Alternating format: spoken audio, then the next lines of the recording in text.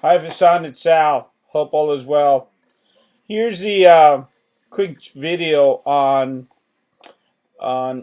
the renewing of contracts.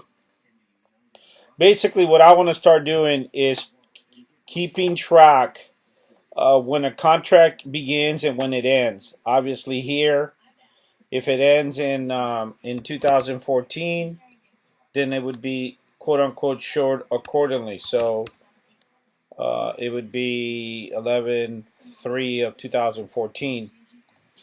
What I want to do is basically have it so that when whatever pricing is entered for this time frame from November 4, 2013 to 2014, that this would automatically show in the year that this applies to. So any information, any data relevant to this contract for this period would be saved here. Now, in the case of a renewal, let's say that November 2014 came about, what we would want to do is have the ability to change the pricing, number one. Number two, leave the pricing the same.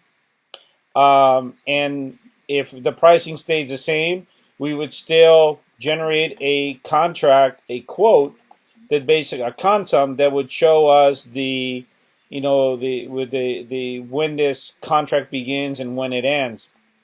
And now, I would give you. I need to prepare a form that's basically going to be similar to this.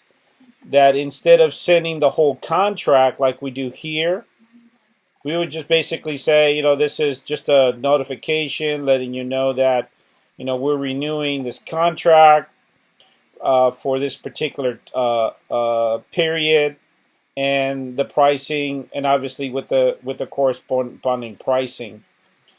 The key here is that we want to make sure that the pricing, the historical pricing, remains there. So the question would be then, the contract number should stay the same. 1957 colon 03 would be the contract number. It would stay the same. It's just that it would have a different time frame period. Now, what we're going to be doing is updating every contract in the system. I'd also like to have a report that shows me what contracts expire in the next 30, 60, 90 days. So from this process, we want to be able to to generate a report that shows us when these contracts are due. Again, I still want to retain the history of the previous contract. In this case, this year's contract will be old in 2014. I want to be able to go back and retain what that visit was, and obviously here, the user would show, if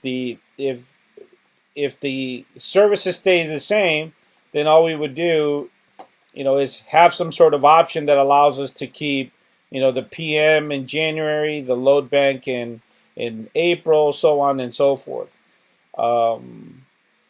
Take a look at this, Vasan. I sent you also. I think I sent you something else on a written piece of paper as part of the whole F-bomb saving of information. But I'd like to get your feedback on this. Again, it's around renewal. Want to make sure we maintain the information of the old contract and successive contracts. This contract obviously might have, 1 year, 2 years, 3 years renewed, so on and so forth. Look forward to your thoughts, my friend. I will talk to you soon. Bye-bye.